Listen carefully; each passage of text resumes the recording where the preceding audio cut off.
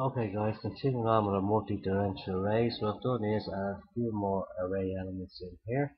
I've commented out our individual outputs of items in each array, and I've built this for loop.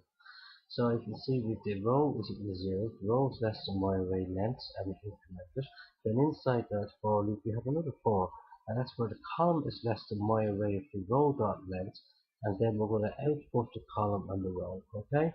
Now, if I just save this and just run this, you should get them all coming across 1 to 50.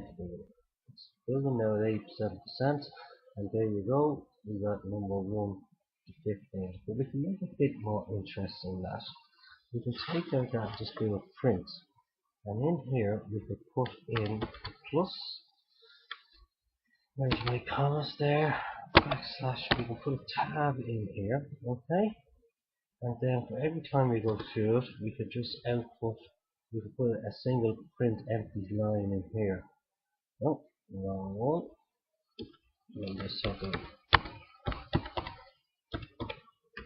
that out.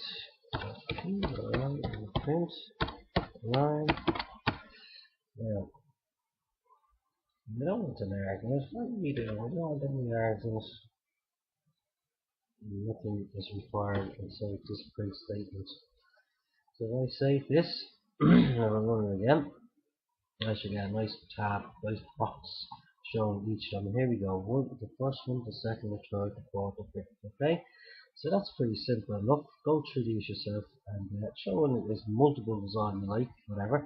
Don't forget this gave me the tab in between here, and every time it did a row, 1, 2, 3, it then printed a new line. Okay, and that's how you have to like that. Okay, thanks for joining me guys, and I'll see you in the next one. Take care. Bye bye.